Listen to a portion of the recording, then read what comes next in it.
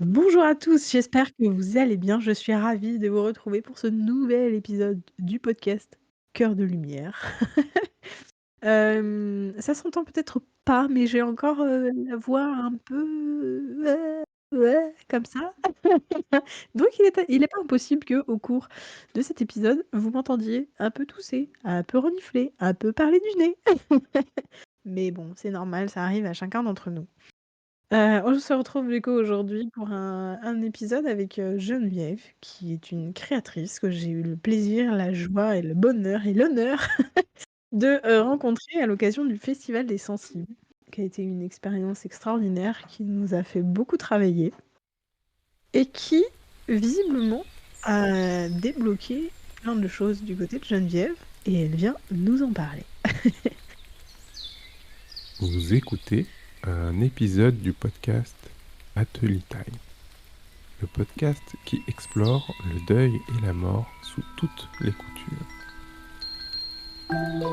Atelier Time, Atelier Time, Atelier Time, Atelier Time, Atelier Time. N'arrête jamais de prendre soin de toi. Salut Geneviève, comment tu vas aujourd'hui?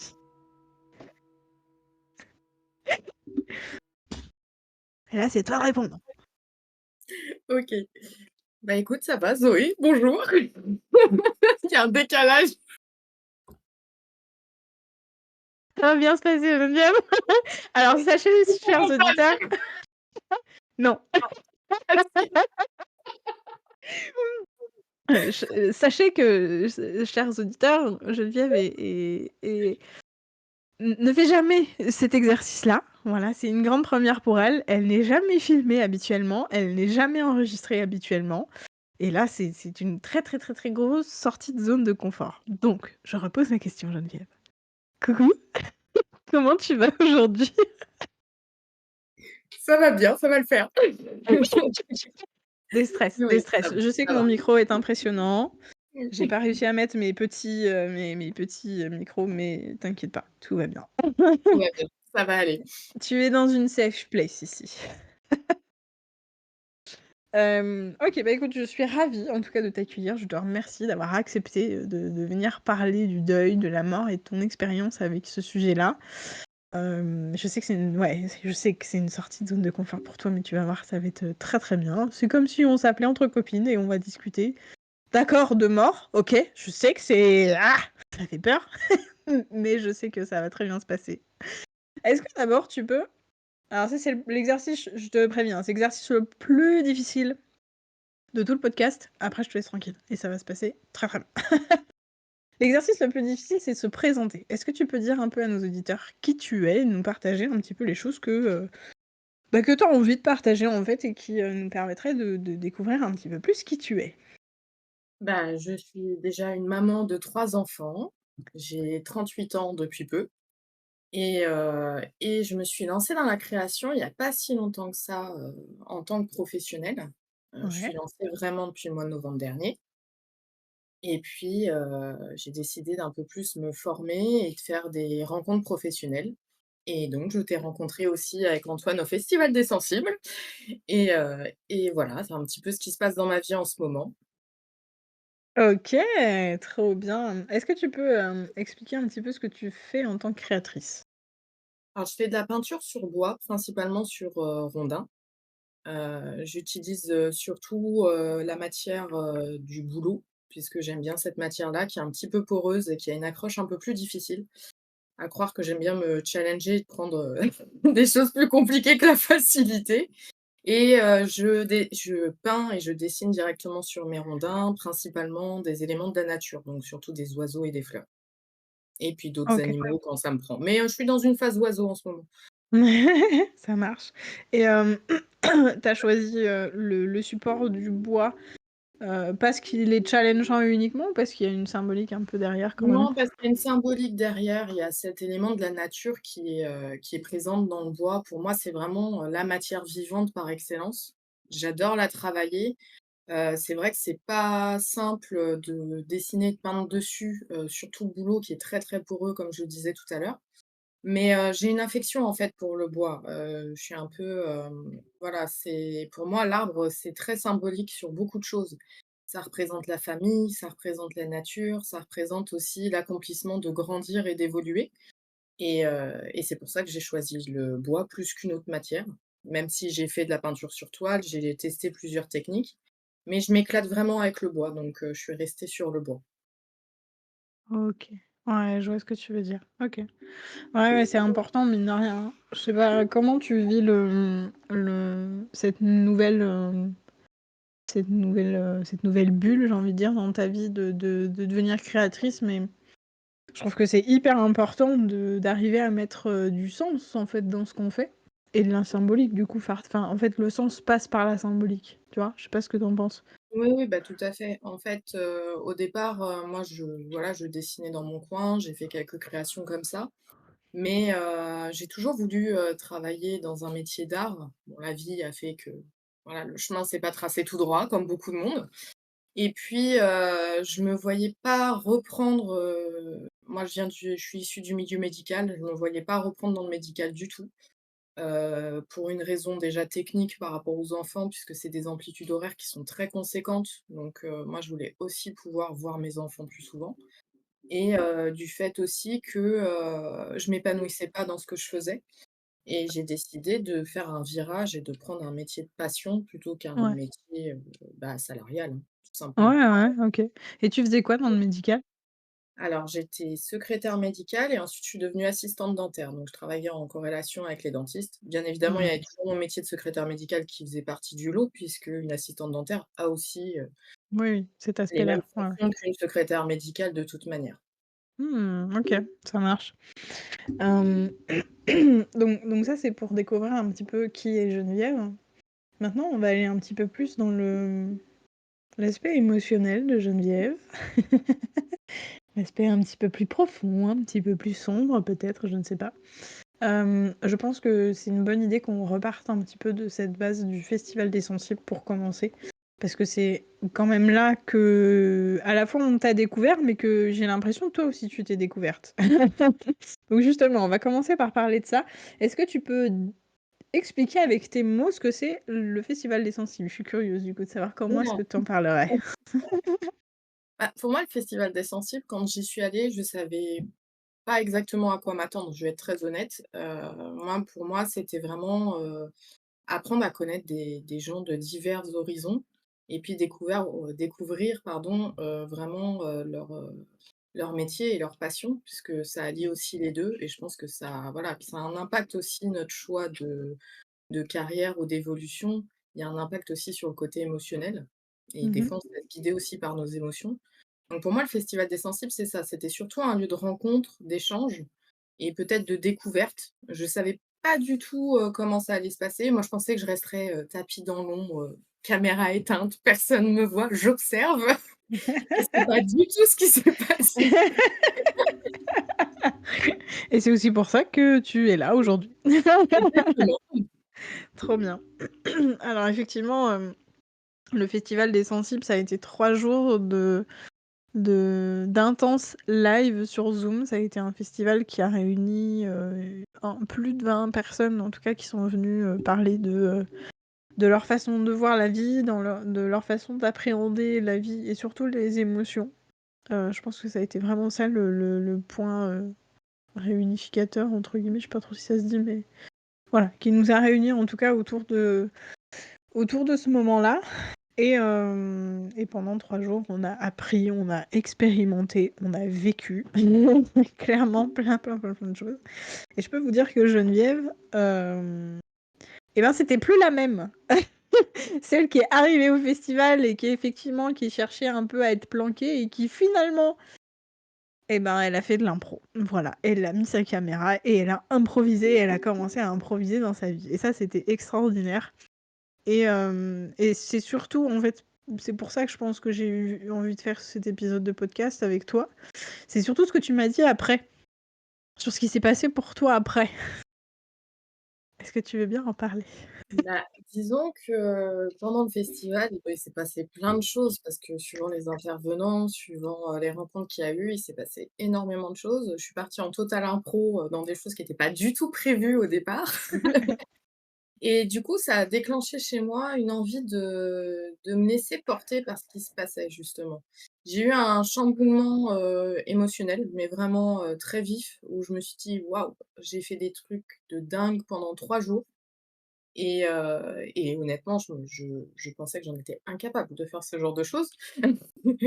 Et je me suis laissée vraiment porter par ce qui se passait pendant 3 jours et à la suite du festival, je me suis rendu compte vraiment qu'il y avait des choses qui s'étaient déverrouillées en moi où j'avais mis le doigt sur plusieurs choses en me disant: «Mais en fait, oui, il y a des choses, chez moi que j'ai occultées et que j'ai envie de faire ressortir». De manière plus ou moins tempérée parce que voilà, hein, c'est jamais facile non plus de se mettre totalement à nu et c'est Bien sûr. surtout que j'ai eu cette envie de me laisser porter par ce qui se passait. J'ai dit pendant 3 jours, je me suis laissée porter, par ce qui se passe. Je me suis mise à faire des choses que je ne faisais pas et j'avais envie que Mmh. ça continue par la suite et notamment d'un point de vue, émotionnel et d'un point de vue, on va dire, sensoriel. J'ai eu l'impression que plein de choses remontaient que j'avais complètement occultées, que j'osais pas, spécialement en parler et pendant le festival, je me suis, clairement ouverte avec des gens, qui m'étaient totalement inconnus au final. Bon, maintenant on est un mois plus tard, on se connaît déjà un peu plus avec Zoé, mais mais au départ on se connaissait pas du tout C'est et ça. c'est vrai que voilà, ça m'a permis aussi de prendre le contre-pied, de peut-être, vouloir se cacher systématiquement, de pas assumer qui j'étais par peur aussi d'être jugée par les autres Mmh. et vraiment ça a déverrouillé cette clé-là chez moi où je me suis dit: «Mais en fait, non, si tu t'acceptes pleinement, bah, il y a des choses qui vont se déverrouiller d'elles-mêmes» et c'est ce qui se passe. Mmh. Encore Exactement. maintenant. Alors, il y a un truc quand même qu'on a discuté aussi beaucoup, après le festival, en tout cas, parce que alors ce qui s'est passé pendant le festival et que tu je pense qu'en tout cas qui t'a beaucoup remué, qui t'a beaucoup touché, c'est le fait que, je vienne avec le podcast pour enregistrer en fait, des comme ce qu'on est en train de faire là, en fait, un épisode en live avec le public et avec des invités spéciaux. Qui je pense qu'au moment où, cet épisode sortira, les épisodes en live du Festival des Sensibles seront déjà disponibles à l'écoute. Donc je vous invite, si vous ne les avez pas encore écoutés, à les écouter, tout simplement. Donc voilà et je pense que ça a été très remuant pour, un certain nombre de personnes, même des festivaliers et tout, parce que je suis venue un peu, je pense, bousculer les sujets. Dites-vous bien qu'on était, en train de parler de coaching félin, de burn-out, de danse aussi, de libération émotionnelle, de créativité aussi, puisqu'on avait fait le merveilleux atelier de créatif avec Manon l'après-midi. Et moi, je suis venue, en fin de journée, en début de soirée même, parler de la peur de la mort. Voilà. Donc, contrairement à ce que vous imaginez, je n'ai absolument pas, plombé l'ambiance. Au contraire, j'ai trouvé que c'était très chouette et très, très intéressant, mais je sens que j'ai beaucoup, beaucoup remué des personnes parce que bon après en même temps, c'est un peu mon métier maintenant, de venir parler de ce sujet-là pour, ben, justement un peu, faire décoller voilà, tout ce qui ne bouge pas, à ce niveau-là dans la tête des gens et c'est un petit peu, j'ai l'impression, ce qui s'est passé pour toi. Mais clairement, clairement, c'est ce qui s'est passé parce que je me suis surprise à parler de choses qui étaient un peu plus secrètes pour moi, que je passais sous couvert parce que j'ai eu des remarques, des fois pas très sympathiques, effectivement et c'est vrai que je me suis surprise à prendre la parole spontanément pendant ton podcast puisque tu as laissé la parole ouverte à tous Mmh. et que j'ai abordé, voilà, le sujet, de la mort, assez facilement, finalement. C'est vraiment après coup où je me suis dit: «Mais qu'est-ce que tu as fait?» Mais sur le moment, c'est venu tellement spontanément que, c'était vraiment pas calculé et puis le fait d'avoir d'autres témoignages, des personnes qui, interagissent avec ce que tu disais, Mmh. je me suis pas sentie, jugée ou quoi que ce soit. Même au contraire, il y en a certains qui m'envoyaient des petits messages dans le chat: «Ah, c'est super intéressant ce que tu as dit». Donc là, c'était vraiment la surprise pour moi de me dire: «Waouh, je dévoile une facette de moi, je parle de la mort avec des gens et d'un seul coup, bah, en fait, j'ai pas de jugement». Donc j'avoue que ça fait du bien et le fait d'avoir pris la parole, ça a aussi, on va dire, libéré certaines choses par la suite Mmh. ou entre guillemets, «le don que je peux avoir», s'est décuplé et que, ça m'a fait remonter à la surface certaines choses que j'avais complètement occultées. Bah, tout simplement par la peur du jugement ou de passer pour, la personne bizarre du quartier, on va dire ça comme ça. Mais oui, clairement, c'était assez, assez surprenant et assez déroutant de se rendre compte que, oui, il y avait une mise à nu qui se faisait spontanément Mmh. avec des personnes qui, elles-mêmes n'en parlaient pas, facilement C'est non ça, plus.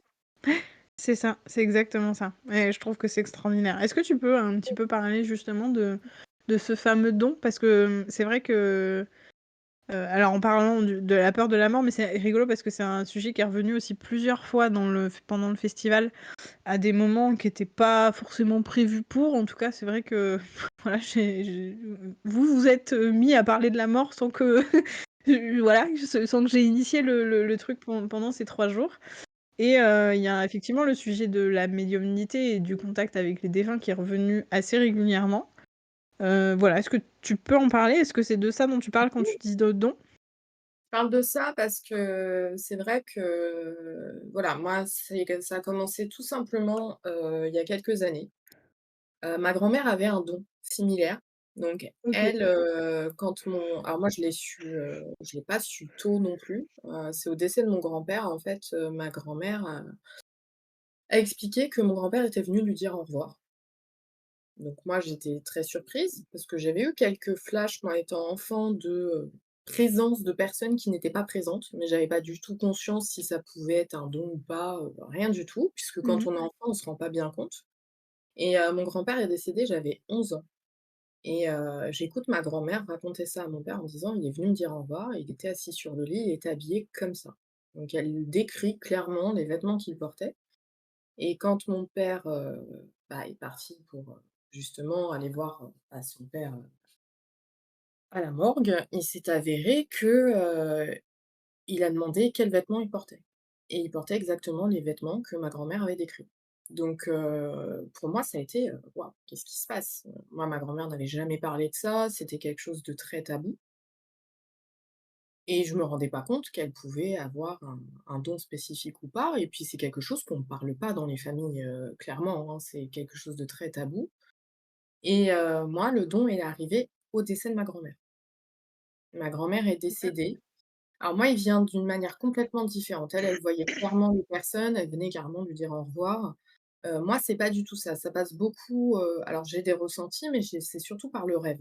Ma grand-mère, en fait, quand elle est décédée, la nuit où elle est décédée, j'ai rêvé que je sortais de ma chambre, que j'allais dans la pièce d'en face. Alors en face, c'était le bureau de mon père et quand j'ouvrais la porte, j'arrivais dans un caveau. Et il y avait une pierre tombale en pierre, un peu comme on voit dans les films, les caveaux un peu à l'américaine Mmh. et j'arrive pour pousser la pierre pour voir ce qu'il y a dedans et il s'avère que le téléphone a sonné chez nous, ça m'a un peu réveillée. Puis je me suis endormie comme une enfant enfin comme une ado de 13 ans où, voilà, Mmh, bah, OK, bien sûr. un rêve un peu bizarre et puis ça se termine. Sauf que le lendemain matin, quand je me suis réveillée, mon père m'a annoncé le décès de ma grand-mère.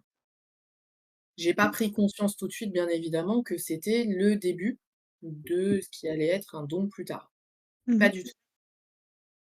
Et quelques années après, j'ai perdu ma meilleure amie, qui est décédée, j'allais avoir 16 ans et là, ça a été un ressenti toute la journée, mais vraiment quelque chose de très pesant. Je sentais qu'il y avait quelque chose qui allait pas Mmh. et comme si on me suivait. J'avais l'impression que pendant toute la journée, j'avais été suivie, mais vraiment comme s'il y avait quelque chose derrière moi qui me suivait, mais je savais pas quoi.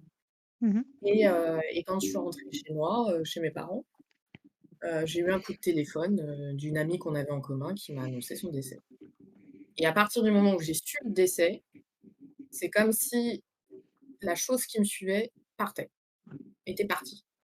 Ouais. C'est un peu, dans le genre, «Tu as eu l'information, c'est bon, je peux partir». Alors je Mmh. sais pas si c'était elle ou pas, hein, je peux pas dire du tout, mais cette sensation s'est volatilisée après et j'ai eu plusieurs épisodes comme ça où au décès de certaines personnes, pas spécialement proches, hein, je faisais un rêve, de mort avec certaines symboliques dedans, mais sans me rendre compte que ça touchait cette personne-là. Il y a Mmh. quelques mois, j'ai un de mes frères de mon père qui est décédé. Donc il y a un des frères de mon père qui est décédé, et que c'est pas quelqu'un qu'on voyait beaucoup, puisqu'on a su son existence, pas très longtemps, voilà. OK. Histoire familiale compliquée.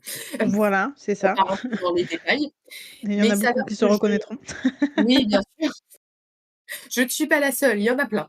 Voilà, on se reconnaît, tous dans les histoires de famille compliquées.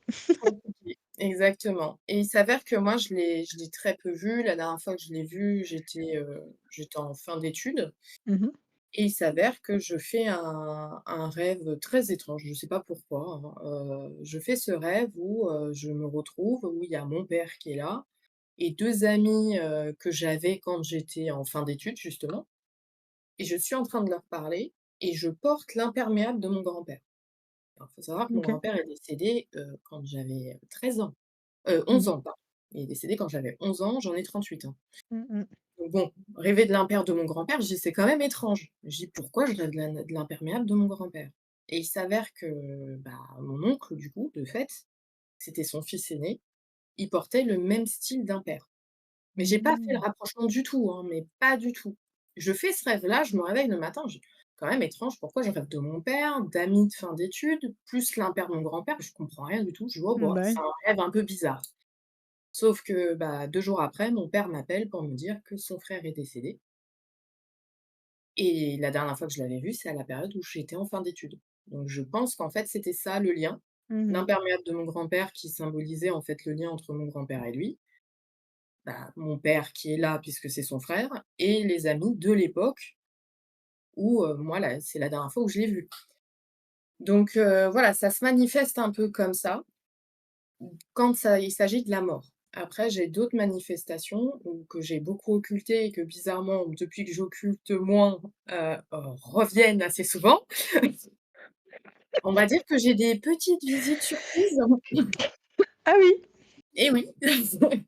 Mais jamais, c'est jamais méchant, c'est jamais, voilà, mais c'est, pour moi, c'est des personnes qui sont un peu, perdues ou qui ont un message à faire passer. Heu OK.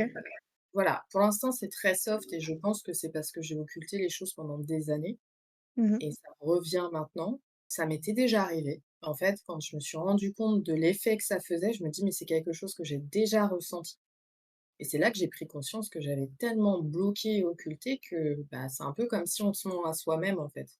Ouais. On est Mmh. on est dans une sphère où on nous dit que, bah, l'étrange n'existe pas et justement, on nomme ça l'étrange pour pas qu'on en parle. C'est Tout pas à quelque fait. chose de bien, en fait, pour les gens et du coup, bah, on grandit dans une sphère où il faut occulter ce genre de choses. Et je pense que justement, il faudrait pas les occulter pour que les personnes qui, ont peut-être des dons comme ça, acceptent plus ce qui se passe et que ce soit moins perturbant aussi. Mmh. Carrément. C'est surtout ça. Ouais, bah, alors de toute façon, tu prêches une convaincue, hein, je vous dirai jamais autant que le fait de parler de ne serait-ce que de parler de ce qui vous dérange, de ce qui vous fait souffrir, de voilà, de toutes les problématiques qu'on peut vivre dans la vie et particulièrement le deuil et la mort en tout cas, c'est pas ça qui va faire que, hem, on va pas souffrir, que c'est une chose qui est inévitable, mais au moins, vous y serez préparés et il y a plein de choses que vous allez pouvoir vivre de façon plus sereine parce que justement vous y aurez déjà pensé, vous y aurez déjà réfléchi, vous aurez déjà des réponses par rapport à ça. Quand je dis «vous» en m'adressant évidemment à ceux qui nous écoutent. Ouais, il y a un truc qui m'interpelle quand tu parles, c'est le fait que tu parles de dons. Hem, Alors tu ne l'as pas écouté parce qu'au moment où on enregistre avec Geneviève, il est pas sorti. Mais, quand, l'épisode de podcast sera sorti, j'ai fait une émission avec, Christophe Plateau, qui est un médium, qui pratique et qui propose des contacts défunts, voilà, de façon régulière, voilà, on peut prendre rendez-vous avec lui assez facilement. Qui, lui, parle plutôt de capacité. Donc pour moi, le don et la capacité, la différence, c'est qu'il y en a un qui est inné et l'autre qui va pouvoir être appris, qui va pouvoir aussi être travaillé. Et puis, bon, alors, il débunk aussi pas mal de sujets, mais du coup, on pourra en parler, on pourra rebondir un peu aussi là-dessus. Toi, pourquoi est-ce que tu choisis ce terme de don? Alors moi, j'ai choisi ce terme de don parce qu'il a été verbalisé comme ça par ma grand-mère, tout Ok. simplement. C'est parce que de moi-même, je trouve pas de terme, en fait, pour expliquer ce qui se passe. Donc c'est vraiment, Ouais. je reprends un terme qui a été employé. Je pense que c'est plus facile pour moi d'employer un terme que j'ai entendu. Mhm. Heu, je pense que si je discutais, bah, effectivement, avec, par exemple, le médium que tu as reçu, peut-être que oui, il y aurait, d'autres mots ou d'autres termes qui viendraient. Ce terme-là, c'est vraiment parce que ça a été verbalisé comme ça dans ma famille. Mhm. Alors faut pas croire, il y a des gens qui écoutent, ils vont se dire: «Mais si on en parle dans sa famille, c'est que c'est pas tabou». Bien au contraire, ça reste tabou. Ma grand-mère en parlait très, très peu puisque moi je l'ai su très tard Mhm. et heu et j'en ai un petit peu discuté avec mon père qui lui est un petit peu plus ouvert là-dessus, Ouais. mais qui a quand même, voilà, une éducation très terre à terre et que du coup c'est beaucoup controversé, je pense, pour lui, pour arriver à en parler plus librement. Mais Mhm. dans ma famille, en règle générale, on n'en parle pas du tout. C'est quelque chose qu'on ne parle pas. Moi, j'ai déjà entendu le qualificatif, d'étrange et de bizarre à mon encontre. Donc voilà, et c'est peut-être aussi pour ça que je trouve pas d'autres termes pour parler, de «mon don» entre guillemets, puisque la seule manière dont il a été verbalisé, c'était comme ça et c'était par ma grand-mère. Ouais, je vois ce que tu veux dire, ouais, ouais. Parce que, mine de rien, ce terme-là, il sous-entend que, alors, c'est mon regard à moi, c'est ce que je ressens quand on parle de don. Il y a un côté un peu privilégié dans le sens où, bah, il y a que toi qui peux avoir ce don-là, on ne sait pas pourquoi et a priori, potentiellement, ça se travaille pas et c'est comme ça et ça vient et c'est tout. Hem, Moi, je sais pas comment ça se passe. Je ne sais pas si j'ai, cette sensibilité-là, cette clairvoyance-là et cetera, mais il y en a qui pensent que c'est, ap apprenable, voilà, qu'on peut le développer ou quand on a cette sensibilité-là, on peut la travailler pour l'exacerber, en tout cas la rendre plus présente et la rendre plus précise. Mais, mais voilà, pour moi, c'est vraiment une question qui se pose et qui est importante à mes yeux parce que vraiment c'est un cheminement, c'est un questionnement. C'est comment tu vis aussi, cette capacité. Je préfère parler de capacité parce que voilà. Et puis il y a aussi cet aspect de cadeau. Quand on dit don, c'est aussi un cadeau. Alors que la façon dont on parle, eh ben, c'est pas un cadeau. En tout cas, ça a pas l'air de l'être pour toi, parce que justement, il y a ce côté, ben, en fait, on n'en parle pas, c'est un tabou, c'est machin. Et ma question aussi, c'est du coup, ben, déjà, qu'est-ce que tu penses de ce que je viens de te dire? Et dans ta famille, est-ce que le tabou, c'est plutôt la mort et le décès des gens, le deuil, de façon générale, ou est-ce que c'est vraiment ce truc spécifique là de potentiellement, parler aux fantômes? Alors déjà, je vais rebondir sur ce que tu as dit, je suis d'accord avec toi par rapport aux dons. C'est pour ça que quand tu me vois parler de dons, je fais souvent Ouais. des petits guillemets avec mes doigts. Parce qu'en fait, je trouve que le terme est pas spécialement approprié, mais Mmh. comme je sais pas le nommer d'une autre manière, je vais le nommer comme ça. Donc voilà, je peux comprendre, tout ce que tu dis, je suis d'accord avec toi. Pour moi, effectivement, je le vis pas spécialement comme un cadeau, Cadeau, ouais.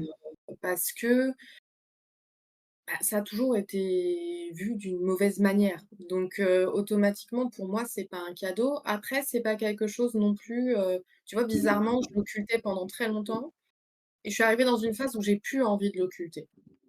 Ouais. Parce que, je me dis: «Bah, après tout, ça fait partie de moi, pourquoi je l'enlèverais?»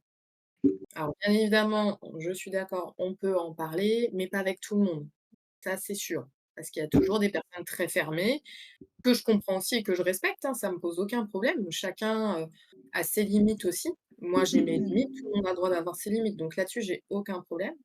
Mais c'est vrai que, voilà, je j'ai pas de bons termes, on va dire, pour en parler.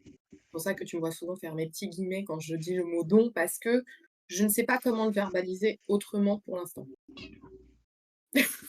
Coucou le chat. On a failli avoir une catastrophe, Mounette a failli s'asseoir littéralement sur le clavier. Donc mettre fin à notre épisode. Mais bon, c'est pas grave. C'est pas grave. OK, Après, ouais, ouais, mais en fait, pour moi, c'est intéressant et c'est important parce que ça montre aussi un petit peu comment toi tu vis les choses, tu vois? Mine de rien, comment est-ce que tu vis cet aspect-là de ta vie, quoi, tu vois? Et du coup dans ton éducation, dans ta famille, c'est quoi qui est le plus tabou? C'est le fait de parler aux défunts ou de parler globalement de la mort, du deuil ou parler les 2? parler de la mort, non, parce que, clairement, bah, j'ai écouté, plusieurs de tes podcasts justement où, ça parle de comment préparer justement, heu, Mmh mh. une fois qu'on va être décédé, qu'est-ce qui va se passer? C'est prévoir en amont aussi ce qui se passe. Moi, j'en ai parlé il y a pas si longtemps que ça avec mes parents. Comme mon père a perdu 2 de ses frères en l'espace de 6 mois, je pense que ça l'a pas mal chamboulé Mmh. et du coup, ils ont décidé de prendre, comment ça s'appelle? Une convention obsèques. Ouais, contrat obsèques, ouais. Donc ils ont mis tout en place, ils m'ont pris à part, ils m'ont dit: «Écoute, faut qu'on parle, on a mis ça en place, comme ça avec ta sœur», puisque j'ai une sœur, «vous serez pas embêtés, tout est prévu et tout». Ils ont aussi laissé une lettre avec tout ce qu'ils voulaient, qui est voilà, le déroulé de la cérémonie et tout ce qu'ils voulaient le jour de leurs obsèques. Super. Mmh. Et je trouve ça super parce que, vraiment c'est quelque chose où, je pense qu'on a tous envie de se dire, «Je pars apaisée» et on apaise aussi la famille. Parce que, pour être honnête, je pense que la perte d'un proche, c'est déjà tellement difficile. Si en plus il faut tout gérer et qu'on sait pas où aller et qu'on sait pas exactement ce que la personne voulait, c'est terrible. C'est terrible C'est ça. parce qu'on se dit: «Bah, en fait, je sais pas ce qu'il veut» et on a peur de faire le mauvais choix. Là, au moins, c'est vrai qu'avec mes parents, on a fait table rase de tout ça, on en a discuté et ça a amené même une conversation avec mon époux où on s'est dit verbalement ce que l'un et l'autre voulaient. On n'a rien Mmh. mis en place parce que bon, à 38 ans, j'espère que ça va pas m'arriver demain, mais on ne sait jamais, hein, ça peut arriver à n'importe quel âge, hein. Mais mais déjà on a Hélas. verbalisé. Hélas, oui. Mais déjà, on a verbalisé ça aussi avec mon époux, donc ça permet aussi d'être un peu plus apaisé pour nous, pour la suite. Mmh mh. Donc je pense pas que ce soit le deuil en lui-même ou même la mort, qu'on a du mal à communiquer. C'est plus, ouais, cet aspect peut-être, comment on pourrait dire? Bah, pas terre à terre tout simplement et voilà, c'est parler des esprits des défunts. J'ai aussi, voilà, une famille, voilà, je suis issue d'une famille catholique où il y a certaines croyances, qui n'est pas mon cas. Je suis un peu le vilain petit canard, qui n'a pas suivi, alors «vilain petit canard» entre guillemets, c'est pas le vrai terme, mais disons que j'ai pas suivi les voies, Ouais, la ligne générale de tout le monde. Ouais, ouais, j'entends bien. et du coup, oui, je peux comprendre que certaines choses peuvent surprendre ou même choquer, hein, parce qu'il y a des personnes qui sont pas prêtes à entendre ce genre de choses. Mmh mh. Après, pour moi, il y a un gros problème de tolérance sur, des aspects qui sont, différents de nos croyances, en fait. Moi, j'ai mes propres croyances, ça m'empêche pas de laisser, le champ libre aux autres. Je On vit pas dans une bulle, il y a pas qu'une bulle, voilà. On a le droit d'avoir des sphères complètement différentes et une ouverture d'esprit. Pour moi, c'est un manque d'ouverture d'esprit. C'est surtout ça. Tout à fait. Alors il y a cet aspect-là, il y a cet aspect aussi très culturel et très, hem, culturel, éducationnel. J'ai un doute sur le mot éducationnel, mais vous comprenez que ça vient de l'éducation. Hem, qui en fait pèse sur les épaules de tout le monde. C'est vrai que, la culture judéo-chrétienne est quand même très très fermée à cette possibilité de, de parler à ses défunts, de recevoir des messages un peu de l'au-delà, en tout cas de ressentir plus que ce qui est palpable et visible. Et je sais pas ce que tu en penses, mais je trouve que c'est aussi cette culture judéo-chrétienne, en tout cas, pas seulement. On peut pas mettre tout sur leurs épaules, les pauvres. Mais il y a quand même un gros, une grosse part de tabou qui vient là, par rapport à la mort, par rapport au deuil, par rapport à l'après. Parce que bon, ils ont quand même une vision qui est relativement fermée avec le paradis, l'enfer. Pour certains, les limbes, pourquoi pas. Mais c'est quand même assez fermé et c'est très cloisonné. Et c'est très réglementé aussi, parce que mine de rien, tu vois, tu vas pas au paradis n'importe comment, tu vas pas en enfer n'importe comment.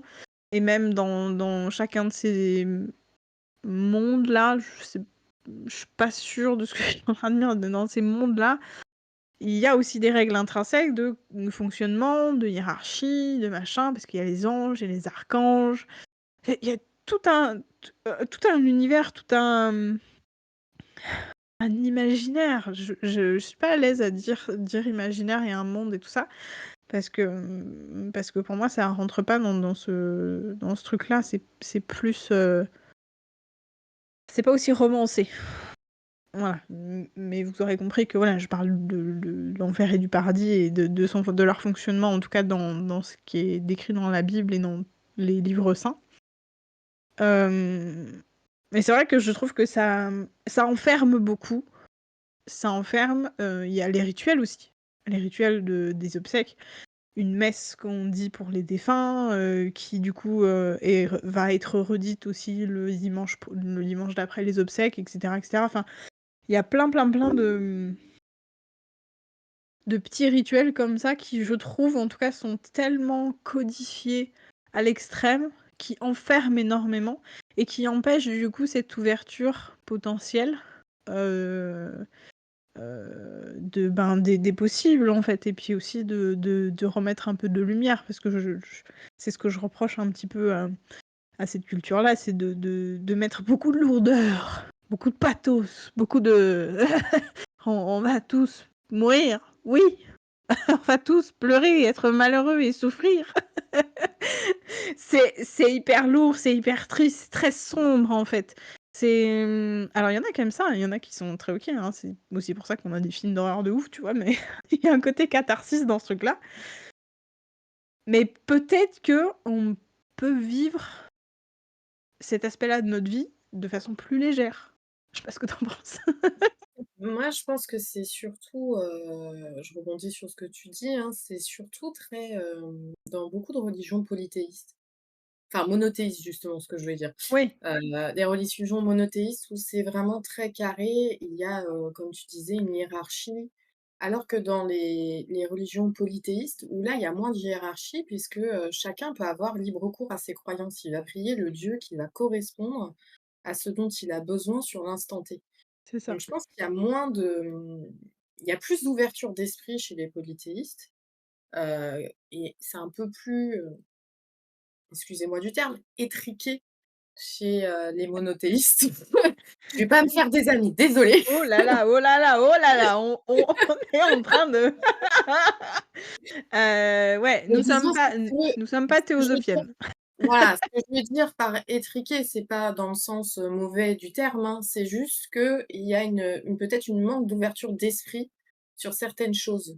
Hem, Bien évidemment, chacun a ses croyances, moi j'ai aucun problème là-dessus, mais justement, c'est, moi ce qui me pose problème, c'est qu'il va y avoir certaines, croyances, certaines religions où ils vont faire cette ouverture d'esprit en disant: «OK, c'est tes croyances, il y a pas de problème, on t'accepte quand même». Moi, j'ai l'impression qu'il y a certaines religions qui sont, monothéistes où ils ont un peu plus de mal, pas tous, fort heureusement, il y a aussi des gens très ouverts, hein, attention, je mets pas tout le monde dans le même panier.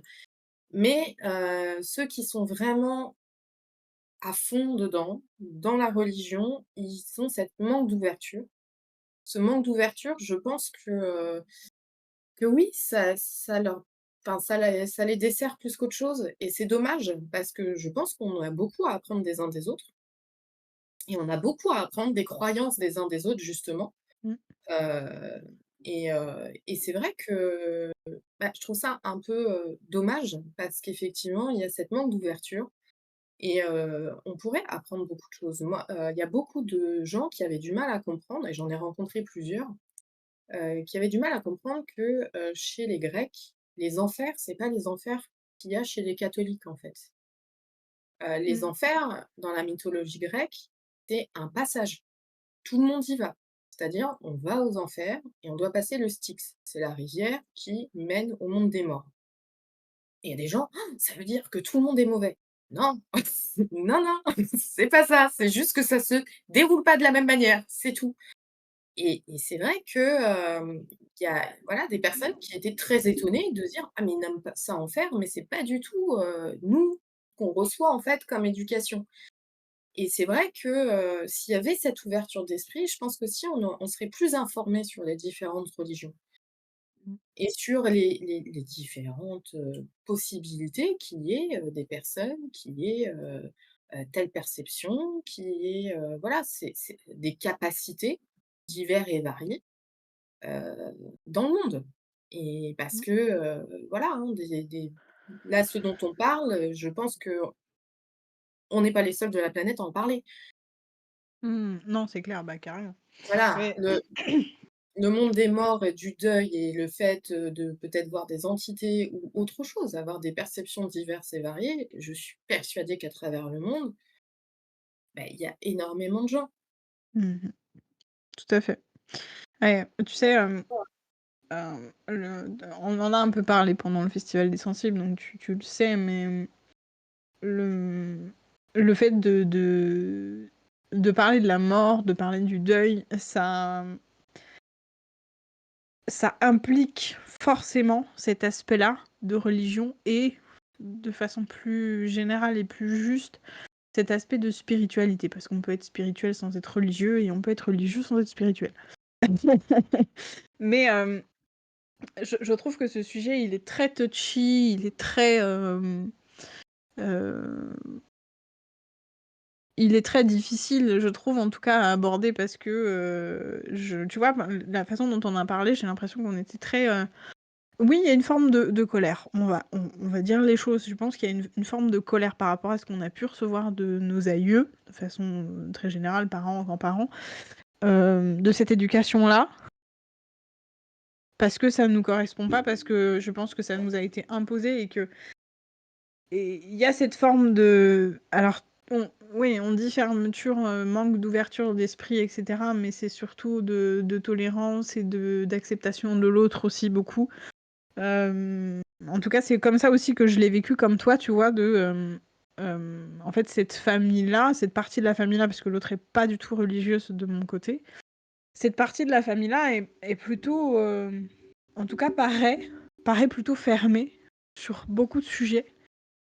Hem et en fait, enfin vraiment, j'ai vraiment effectivement aussi comme toi associé le fait d'être religieux, en tout cas d'être catholique, d'être baptisé, enfin catholique, il y a pas que le catholicisme, mais d'être, il y a pas un autre mot plus général que catholique? Les Je sais chrétiens. plus. Chrétien. Oui, merci. J'avais christianisme dans la tête et j'arrivais pas à sortir le chrétien, merci. C'est ça, d'être chrétien et en fait, d'être bloqué dans ce truc-là. Alors qu'effectivement, il m'a été donné de voir, comme tu disais très bien, de rencontrer des chrétiens qui sont très croyants, vraiment. J'ai même été, invitée à au baptême d'une copine alors qu'on avait, 22 ans, je crois. Et ça a été un moment qui a été exceptionnel dans ma vie, qui m'a aussi, mine de rien, beaucoup, réconciliée avec cet espace-là de notre culture parce que voilà, la chrétienté est intrinsèquement liée à notre culture. Elle est très, très profondément ancrée dans tout ce qu'on vit. On a une église au milieu du village, dans presque tous les villages, alors qu'on n'a pas de mosquée partout, par exemple. Donc c'est vrai voilà, on ne tape pas sur la chrétienté, on exprime simplement notre expérience. Voilà, je tiens à Oui, citer oui, ça. oui, oui, qu'on soit très clair, on a envie de se fâcher avec personne, hein. Voilà, Mais non, il y a aucun on explore nos émotions et notre expérience. exactement, il y a aucun jugement, voilà, C'est bon ou ça. mauvais, hein. Il y a rien du tout. C'est vraiment un avis personnel et un ressenti personnel. Mmh. C'est Puis on important de essaie le dire. Ouais, et puis on essaye de comprendre un peu comment, et d'où ça vient, ces espèces ouais, il y a une forme pour moi en tout cas, il y a une forme de colère et de peur par rapport à cette situation-là. Moi, j'en ai déjà parlé dans d'autres épisodes, quand même. Par rapport à ça, il y a aussi un côté où, ouais, c'est ça, c'est très fermé, en fait. Il y a des gens, comme je le disais, qui notamment ma copine qui m'avait invitée à son baptême, qui a été un cadeau absolument extraordinaire d'ailleurs d'avoir été invitée à ce moment-là, qui était pas du tout une personne fermée d'esprit. Très, très loin de là. Je crois même que c'est la personne la plus ouverte d'esprit que j'ai jamais rencontrée de toute ma vie, très honnête. Quelqu'un qui parlait de Bouddha, quelqu'un qui parlait et qui philosophait sur la vie, sur la mort, sur le diable, sur la réincarnation, sur le Christ ou pas le Christ, etc. Et qui croyait profondément au Christ, qui croyait profondément en Jésus, et qui du coup a vécu cette spiritualité d'une façon très lumineuse en fait. Très lumineuse parce qu'elle était très ouverte au monde, très ouverte aux choses, aux autres avis. Et elle aimait discuter, enfin je dis elle aimait comme si elle était décédée, mais je ne crois pas. Je ne le souhaite pas. Estelle, si tu tombes sur moi, envoie-moi un message qu'on fasse un épisode. Mais ouais, très sincèrement, voilà, c'était vraiment une personne qui m'a réconciliée, je vais y arriver, avec cette partie-là de la vie et de la spirituelle, mais ouais, globalement. Mais encore une fois, quand j'ai raconté ça à ma famille, en disant, écoutez, bah, j'ai vécu un baptême d'adulte incroyable, genre vraiment, j'ai pleuré pendant 2 heures parce que c'était trop émouvant, tu vois, le truc dingue. Et ben, j'ai été très jugée en fait. Et on a beaucoup jugé aussi, parce que du coup, c'était une confession. C'était quoi déjà? Pentecôtiste, je crois. Donc, un petit peu en marge par rapport à ce qu'on a l'habitude de voir, effectivement. Mais du coup, voilà, j'ai pu raconter ça à ma famille, en plus à mes parents, qui sont pas du tout dans la religion et tout machin, mais qui du coup ont été hyper jugeants parce que ça n'était pas ce qu'ils connaissaient. Moi, je Tu pense vois? que c'est aussi la peur, de certaines choses, c'est de dire: «On connaît pas, donc on rejette». Alors qu'on ne devrait pas. On ne devrait pas. On devrait justement peut-être, dialoguer, essayer de comprendre, heu et avoir toutes les cartes en main aussi, pour comprendre ce qui se passe, avant de dire: «Ah non, mais je connais pas, donc je mets de côté». C'est juste ça, c'est avoir une ouverture d'esprit aussi. C'est ça. C'est complètement ça. Et je pense que même ça, ça rentre globalement, en fait, finalement, dans le sujet de la xénophobie, de façon générale.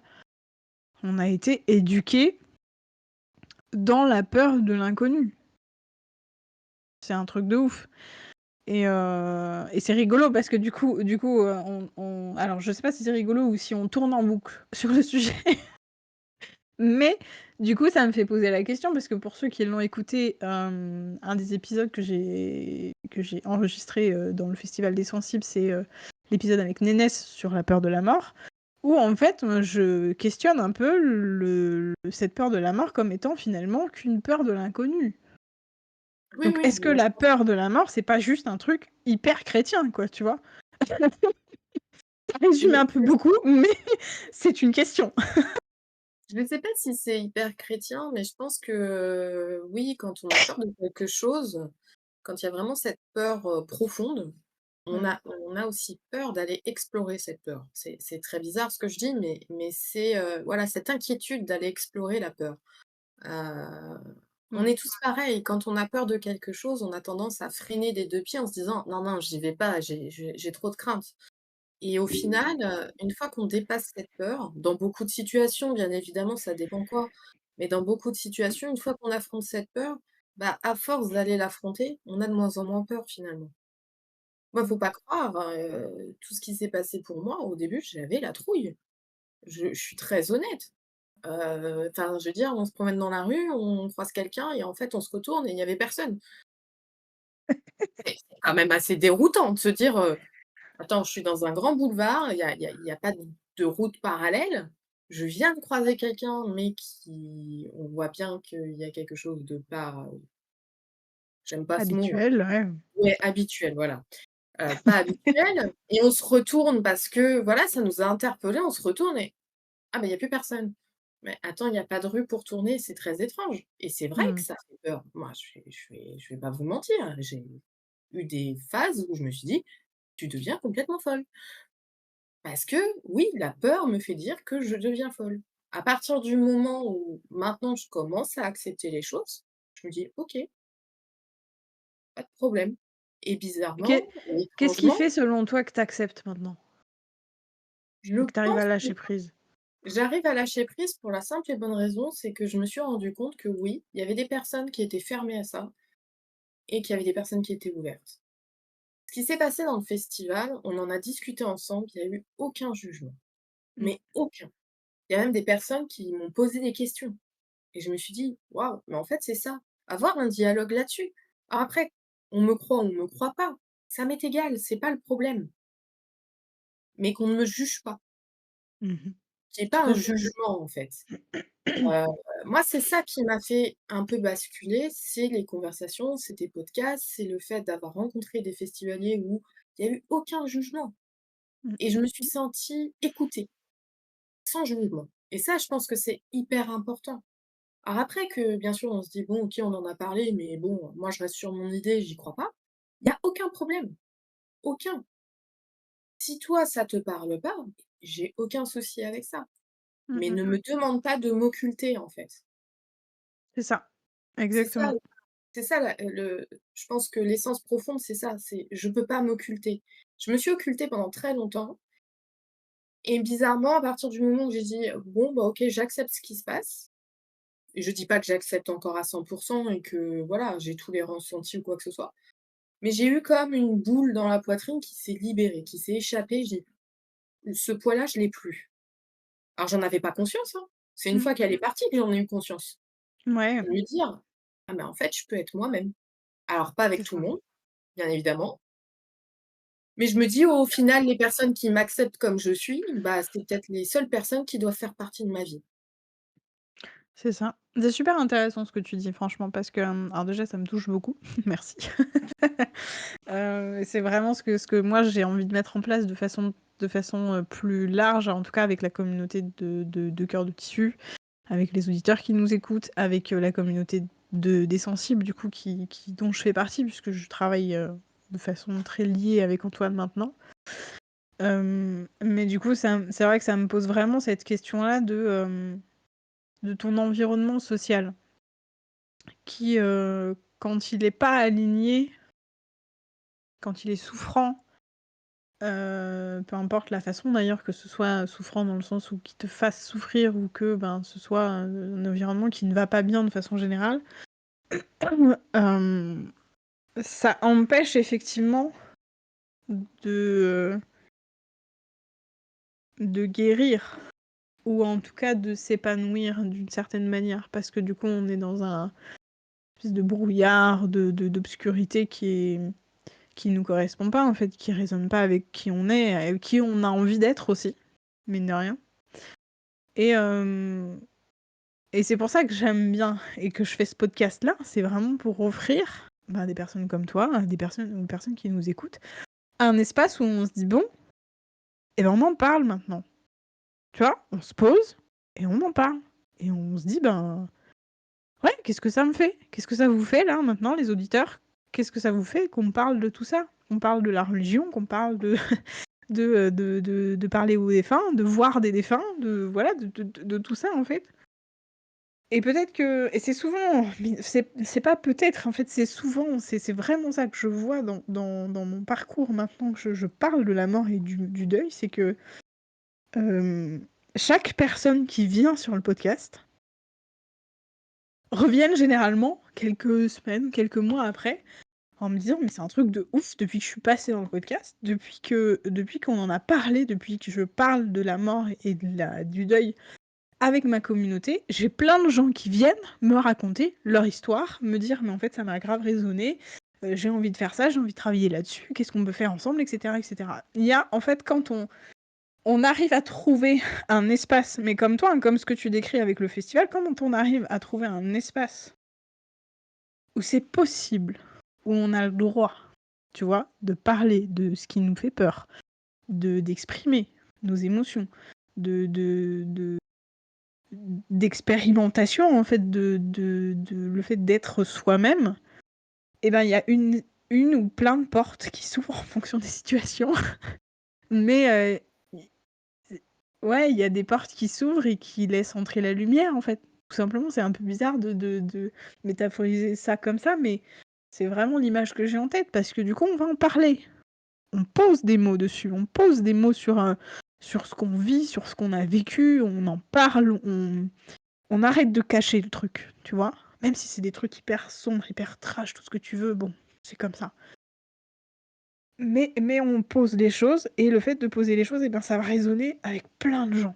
Enfin, c'est comme si tu mettais le miroir devant une petite ampoule et qu'en fait l'ampoule, le fait de voir qu'elle brille, et ben, elle fait faire briller des milliers d'ampoules autour d'elle. Parce que du coup, il y a plein d'autres ampoules qui vont dire: «Ah mais moi aussi je peux briller en fait parce que je suis comme elle». Et c'est génial! C'est trop bien, c'est magique de pouvoir faire des trucs comme ça. C'est trop cool. En fait, c'est la possibilité d'être soi. C'est ça. Enfin, dans mon cas, et je pense qu'il y a plusieurs personnes comme ça, on a tendance à rentrer dans des cases pour convenir à la société ou convenir à notre entourage. Mmh. Moi, je l'ai fait pendant très longtemps et j'y travaille de sortir de ces cases que depuis 2 ans, on va être honnête. Mais parce que c'est difficile d'être soi-même, au grand jour, parce qu'on Mmh. va toujours tomber sur quelqu'un qui va nous juger. Mais j'ai envie de dire aux auditeurs là qui nous écoutent, peu importe ce que vous faites, de toute manière vous serez jugés. Peu importe qui vous êtes, vous serez jugés. Il y aura toujours quelqu'un pour apporter un jugement et ça, il faut que ça rentre dans la tête et de se dire: «OK, bah, je conviens pas à telle personne. Bah, c'est pas grave, c'est pas une personne qui doit faire partie de ma vie». Que ce soit des amis, des rencontres ou même la famille. La famille, Exactement. c'est beaucoup plus dur parce que c'est normal, c'est eux qui nous ont vus grandir, c'est eux qui nous ont portés et c'est toujours difficile d'avoir un regard négatif ou des critiques de sa propre famille. Oui, Bien mais ça évidemment, quand c'est une famille qui n'enlève est présente, hein, voilà, et ça n'enlève pas pour autant, la légitimité à couper les ponts avec sa famille. exactement, c'est exactement ça. C'est malheureusement, il y a certaines personnes dans le monde de la famille et peut-être qu'il y a des familles qui sont hyper tolérantes et tant mieux si c'est le cas, mais il y a certaines personnes, vaut mieux s'en détacher et s'en éloigner, même si ça fait mal, plutôt que de subir et dans les relations humaines, que ce soit au travail, que ce soit dans la vie sociale, que ce soit avec vos amis, c'est la même chose. Une personne qui vous aime vraiment, elle vous tournera pas le dos et elle fera tout pour, vous garder près d'elle Exactement, c'est ça. et elle C'est acceptera comme vous êtes. Même si elle a pas les mêmes croyances, elle vous acceptera tel que vous êtes. mmh, Parce que c'est ça aussi l'amour de l'autre, c'est être tolérant avec l'autre et c'est je ça. pense que c'est très important que les gens aient conscience de ça pour être eux-mêmes et c'est même si c'est dur, c'est quelque chose de très difficile à mettre en place. Mmh. Heu, Moi, c'est aussi ça que ça m'a fait au niveau du festival, c'est de me rendre compte, mais ouais, en fait, je peux être entourée de personnes qui me comprennent, qui m'écoutent. Peut-être qu'ils sont pas d'accord avec moi, mais en tout cas, ils m'écoutent et ils me respectent et je pense que ça, c'est la base de toute relation, en fait. Mmh. C'est C'est ça. c'est vraiment très important et il faut arrêter de changer pour les autres, surtout.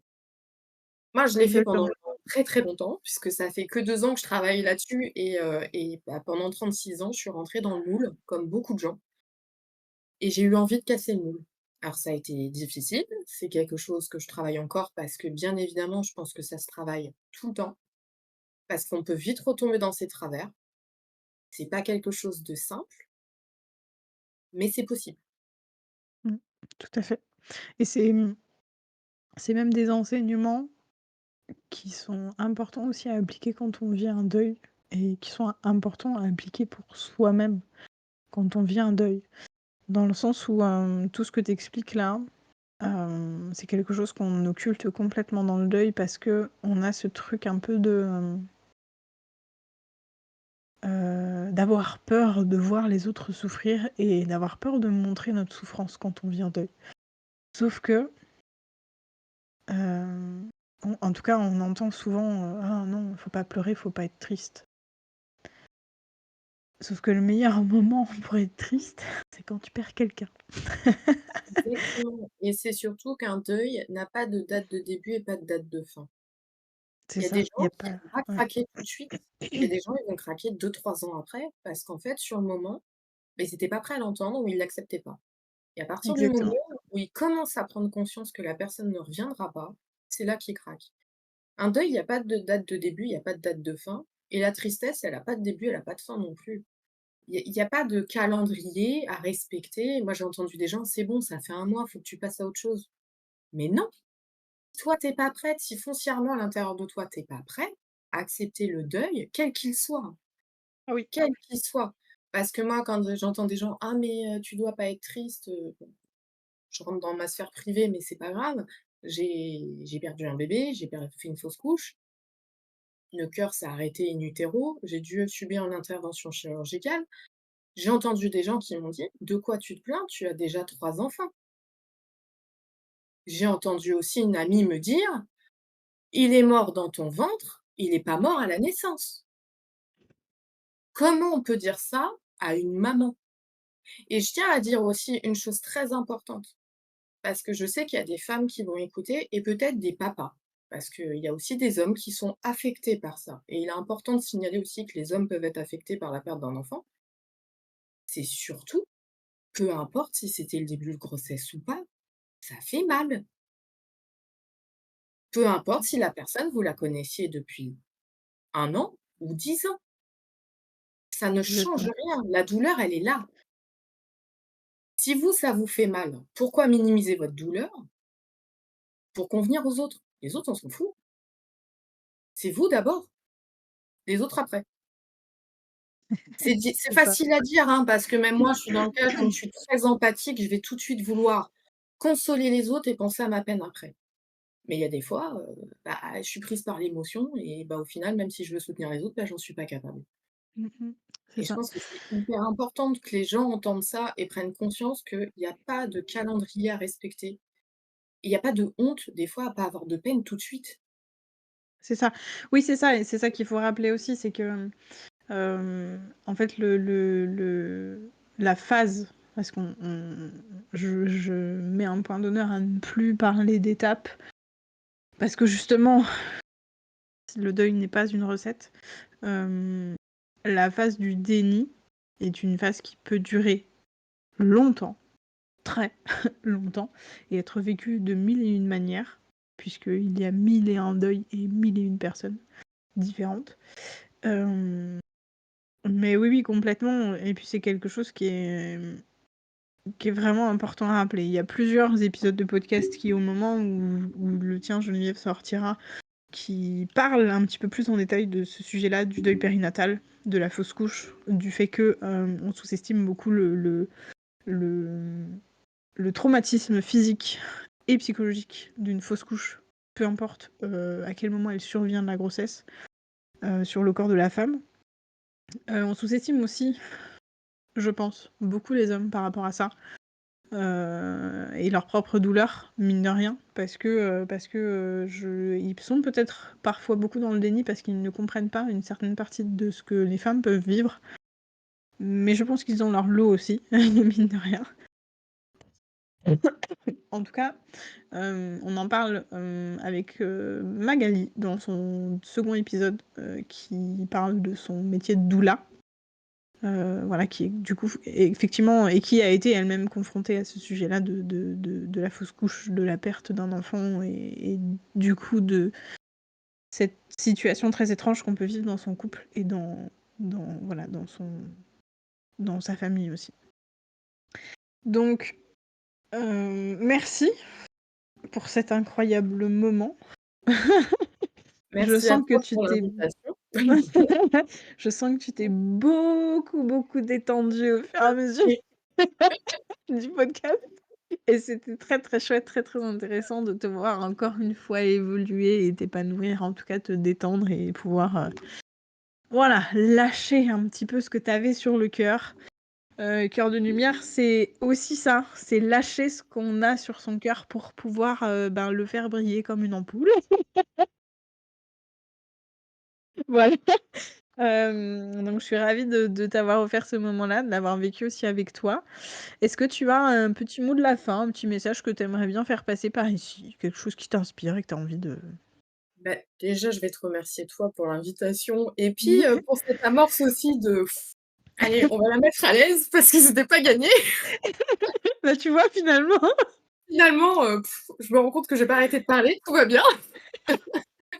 tu vois? Puis c'est passé vite, hein, 1 heure, on a même dépassé Oui, les 1 heure. finalement, ça passe vite et je voudrais dire aux personnes qui écoutent, soyez vous-même, respectez-vous et lâchez prise. C'est clairement ce que je suis en train de faire, lâcher prise, ça fait un bien fou. Carrément, je suis d'accord. Vous pouvez apprendre le lâcher prise d'ailleurs. Vous pouvez vous entraîner au lâcher prise, au festival des sensibles ou avec Drôle de sensible. Notamment, vous pouvez aussi apprendre le lâcher prise dans les cercles de parole, dans les cercles d'endeuillés que, je me mets à proposer. Alors, au moment où j'enregistre cet épisode, c'est encore en préparation et c'est dans les tuyaux.